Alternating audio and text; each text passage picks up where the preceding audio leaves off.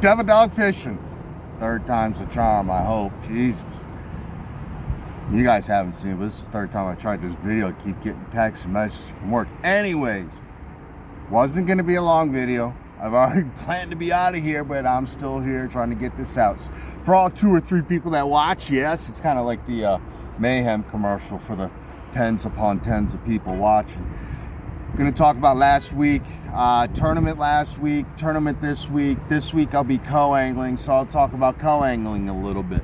I'm not on the boat. I actually just ran out here. I had an appointment in Lorton, and I forgot. I literally wanted to just pick up 2 things from my boat. I wanted to pick up some of these for the tournament this weekend, and I wanted to pick up a couple extra frogs, and then spinner baits. So I ended up picking up a lot more than what I thought I wanted to. So last week I fished the Potomac River Series Battle. It's the first time I've done that club. I did it. I was really only planning to do it because it was $120 per boat. And a buddy of mine, Mark, that I used to fish with all the time back in the 90s, we lived together in the bachelor pad. There was a bunch of us. We fished on the Shenandoah a lot together, a lot of the ponds around. Really liked fishing with him because we were in sync. So about a month ago, I got him out on the boat to do some fishing, and the Potomac, he's out of his element. And that's, I'm not talking smack about him. It's just, I was out of my element when I first jumped on the Potomac, and I still somewhat am. I'm learning and I'm getting there and I'm being competitive now, but yeah, I'm still not where I want to be. But he wanted to fish it, so we did a double down. A double down is actually twice the entry. It's just twice the prize money. And so the first thing I did was I was like, well, let's see if we can get them hooked up on some fish. So we left out of Leesylvania State Park. That's where the Potomac River Battle Series is run out of, which is nice because it's really easy for me. And I was like, I want to get him on some fish. So where's the easiest place I know I can get him some fish? And that was basically Smallwood State Park over in that area, Mattawoman Bay or Creek. So we ran over there and we fished the marina because that's where I've always been able to pluck a few out of there, especially if you're the first person in there. And I mean, I love my boat and everything, but it's a 115, so it's not the fastest. So we launched, we're boat 15, and I see a couple boats going across, but I see a lot of them going down to the Chick. And then as we're getting in closer to Mattawoman, you know, there's a couple boats that just right by me. I'm like, ugh. We get in there and they're at all these other spots. I'm like, okay, that's fun. I'm going to the marina. It's not a big marina. It's, you know, maybe 20, maybe 40 slips, 20 on one side, 20 on the other, but it's got this big kind of box deck around it. Kind of makes it like a cave, Walker's Cave kind of thing. Second cast, boom, 2.5, I'd say probably 2 3/4. I didn't weigh the fish individually, but it was probably 2 3/4 because of what we ended up weighing in. Fifth cast, bam, got another one. And I'm just like, I'm so giddy. I just throw it in the cooler. I throw it in the live well, and Mark, bam, catches just a little one, but he caught one. And I was like, sweet. I was happy that he hooked, even though it was a little small. Boom. So we're fishing in there and run into some guys and we talk. And I had a game plan. Hooked up on another one. But this one was 12 inches. Size limit is 15 inches. So we do the marina, and I'm like, all right, the plan was to do that portion and then head out and hit the bank down towards the Chick and then go into the Chick. Mark is a structure guy, so I was trying to balance, trying to keep him interested in places where I knew to cater to some of his strengths, which some of the weaknesses on that portion of the Potomac for as catching tournament-sized fish. The main river was supposed to be 5 to 10 knots, 1 foot waves. It was a hell of a lot breezier than that. The bank, it just, it blew us down real quick. So it literally, half hour we were done with that. And I was like, all right, we can go into we can go over the chick. I'm sitting here thinking to myself, we can go into the chick, and I've got 2 in the live well, sort of, asterisk. We'll come back to that. And we go to the chick, and there's about 3, there's not a lot of docks in the chick, maybe a half dozen or so. It's a lot of flat fishing, and that's not what Mark likes to do, and I'm trying to get him hooked. So I'm like, well, we can go over to Occoquan, but it's going to be a long run over there, and once we get there, we're there, because it's 35 minutes to get all the way back because it's no wake. So if we fish it, we'll fish it all the way in, but it's going to take us 35 minutes just to get it out of the Occoquan where you're out of the no wake zone.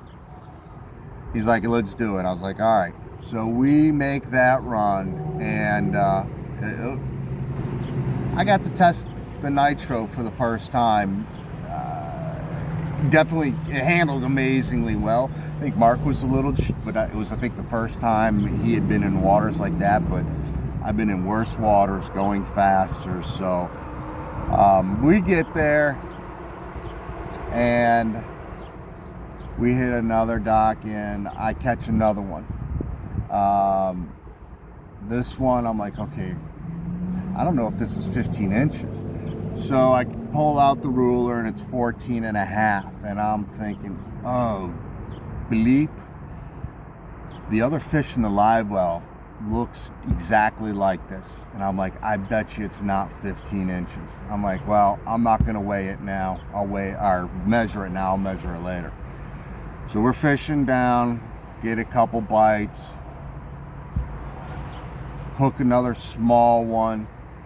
And it's almost the end of the day, and I think I ended up catching 5 or 6 fish.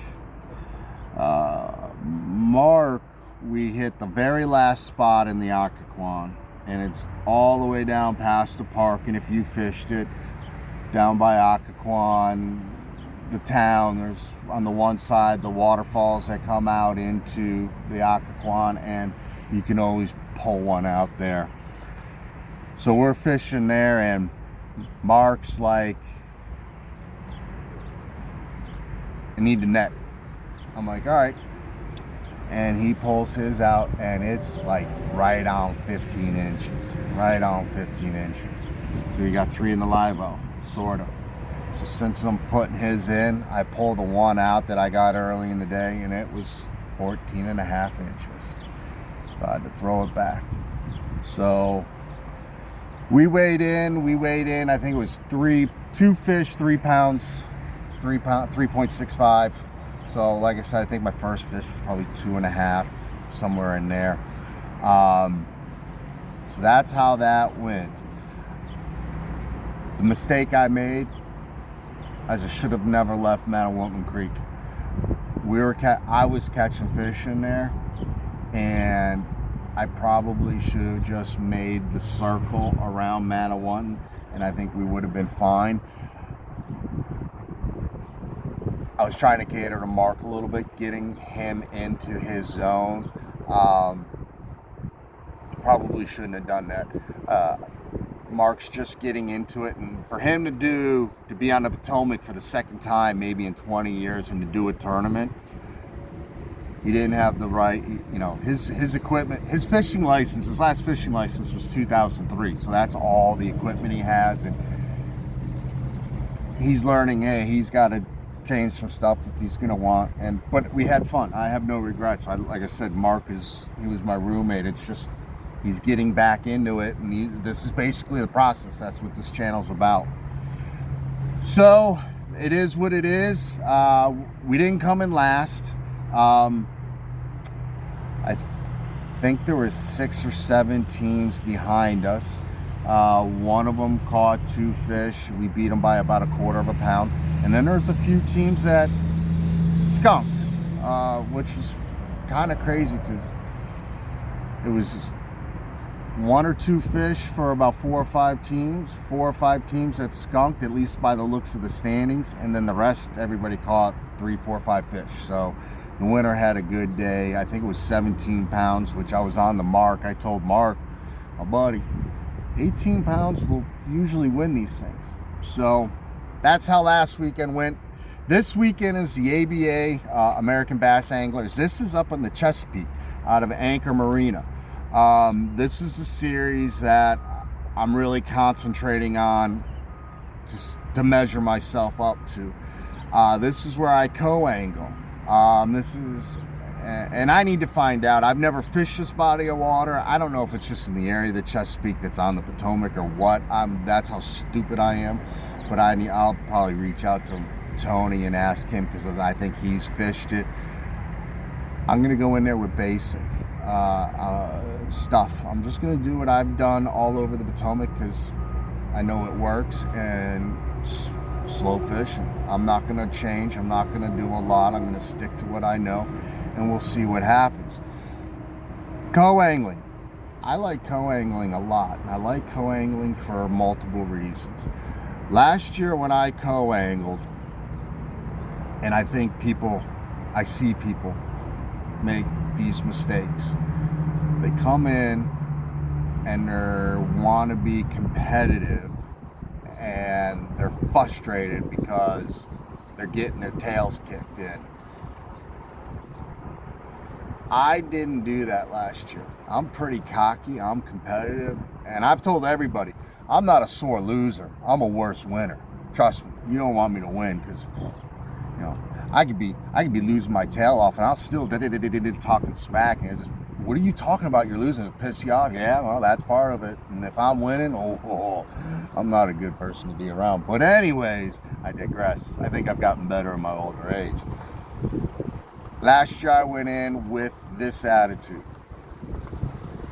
I am here to learn, watch, see what's going on, the river, learn the boats, learn the techniques, and I am paying for being schooled and going out and having fun. If you go out and you take a charter, bass charter, you're gonna pay $300 to $600. So the way I looked at it is, this is a charter, and I'm learning the boats, the water, and learning technique. Didn't care. This year's a little bit different for some of the tournaments. But one of the things I also did last year is, and I see a lot of people making these mistakes, stop watching what they're throwing. Stop watching what baits they're using. Who cares what they're doing? Watch what they're using. Stop watching what they're using. Start watching what they're doing. So you come on a boat with the chatterbait. I've got chatterbaits. He comes in. What is he doing with his chatterbait that you're not, and he's catching fish that you're not? The other thing is, the co-anglers, you've got to fish differently than the guy in the front of the boat.